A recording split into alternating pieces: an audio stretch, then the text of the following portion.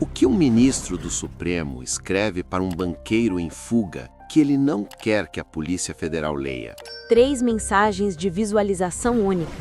3 segredos que se apagaram no exato momento em que Daniel Vorcaro preparava as malas para decolar de Guarulhos e escapar da justiça brasileira.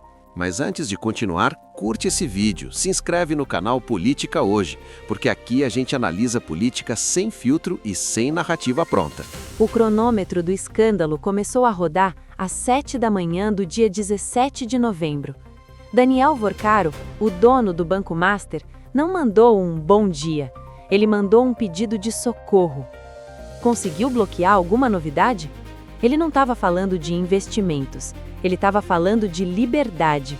E a resposta veio de cima, veio do gabinete de Alexandre de Moraes, mas não veio em papel timbrado ou em texto comum. Veio no formato que se usa quando não se quer deixar rastro, visualização única. O que o xerife da democracia tinha a dizer para um homem que seria preso tentando fugir do país poucas horas depois? O perfil desse personagem, o Daniel Vorcaro, é a chave de tudo. Ele não é apenas um banqueiro. Ele é o homem que, segundo as investigações, se vangloriava de ter o controle remoto do inquérito das fake news.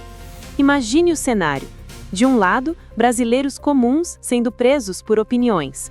Do outro, um bilionário que discute estratégias de bloqueio diretamente com o juiz da causa. E o detalhe da fuga é cinematográfico. Vorcaro tenta decolar às 10 da noite de Guarulhos. Por que esse horário? Geralmente, operações da PF acontecem às 6 da manhã. Quem avisa um investigado às 7 da manhã sobre novidades e o faz correr para um jatinho à noite? O fluxo das mensagens de visualização única coincide milimetricamente com o pânico da fuga. O que está em jogo aqui é a própria espinha dorsal do judiciário. Quando um ministro usa recursos de autodestruição de mensagens para falar com o investigado, ele abdica da magistratura e entra no campo de articulação de bastidor. Se a conversa fosse lícita, ela seria eterna. O que é ilícito precisa desaparecer antes que a perícia chegue. Vamos falar sobre o Banco Master e o poder de Vorcaro. Ele dizia em áudios recuperados que pagava jagunços para quebrar dentes de jornalistas. Ele se sentia um intocável, um coronel digital. E por que ele se sentia assim? Porque ele acreditava que tinha comprado a blindagem no andar de cima. Ele falava em colocar inimigos no inquérito das fake news, como quem escala um time de futebol.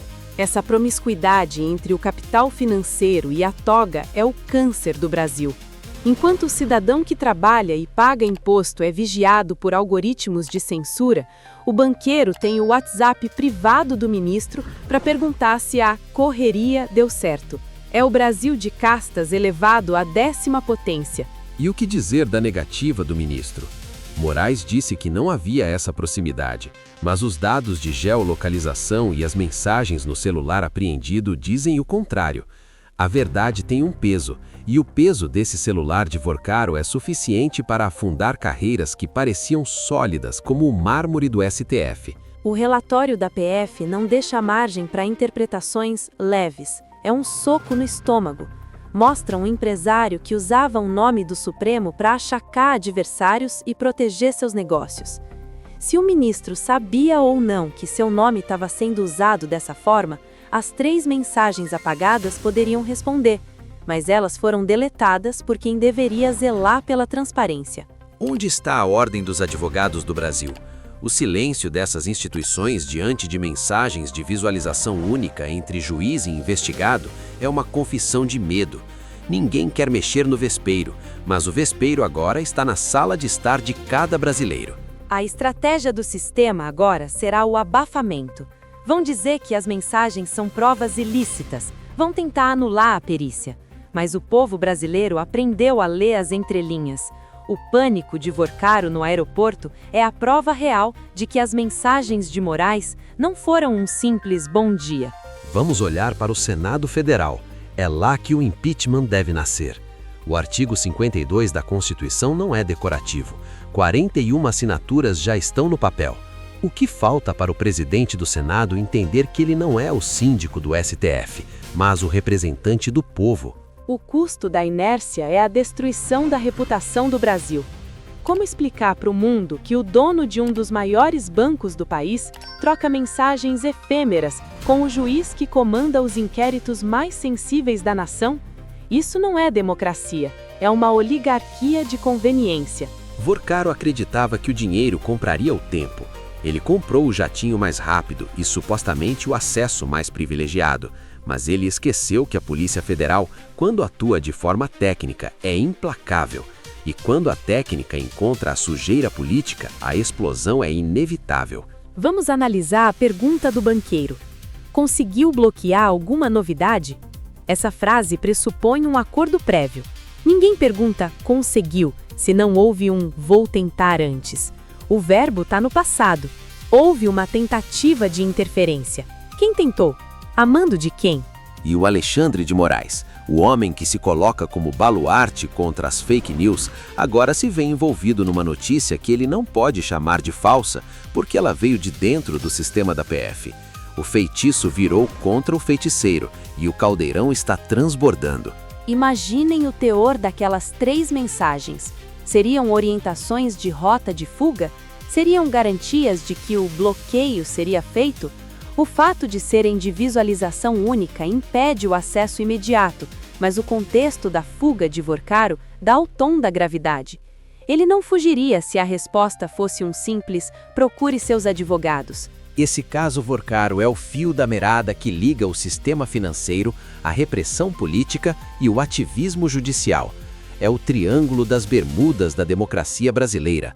Tudo o que cai ali dentro desaparece.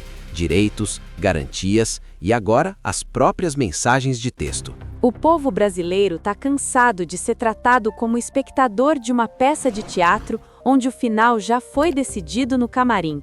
Essa conexão direta entre o gabinete do ministro e o celular do banqueiro rompe qualquer liturgia. É o fim da imparcialidade. A pressão popular precisa ser cirúrgica.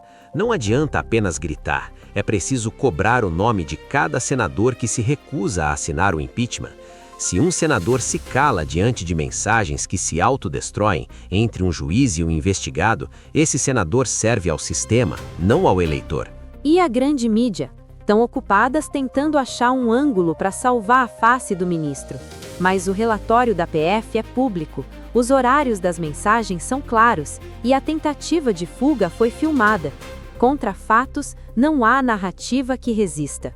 A pergunta que fica para os próximos dias é quem mais estava nessa rede de mensagens apagadas. Vorcaro era o único ou apenas a ponta do iceberg? Se ele tinha o controle do inquérito, quem mais ele ajudou ou destruiu usando a caneta de Brasília? O Brasil precisa de uma limpa geral. Não se trata apenas de um ministro ou de um banqueiro. Trata-se de um método de governo que se instalou no país. Um método onde a lei é negociável e a amizade com o juiz é o ativo mais valioso de uma empresa. Vorcaro agora está preso, mas o sistema está tentando blindar o lado de lá. A luta agora é para que as provas não sejam queimadas e para que a perícia consiga o que parece impossível, recuperar o que foi apagado para esconder a verdade. Se o Senado não agir agora, ele estará declarando que a Constituição Federal é letra morta. Estará dizendo que qualquer um com dinheiro suficiente pode ter um canal direto para bloquear novidades no Supremo. É o enterro da República. Mas a esperança reside na nossa indignação. Eles subestimaram a inteligência do povo. Eles acharam que o recurso de apagar mensagens seria o crime perfeito. Esqueceram que o comportamento humano deixa rastros mais profundos do que os bytes de um celular.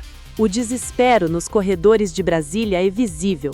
As reuniões de emergência e as tentativas de desqualificar a PF apontam para uma verdade que eles não conseguem mais conter. O castelo de cartas está balançando. Faltam líderes com coragem moral para dizer o óbvio. Um ministro que troca mensagens secretas com um investigado em fuga perdeu a autoridade moral para julgar qualquer coisa. O caso Daniel Vorcaro é o Watergate brasileiro.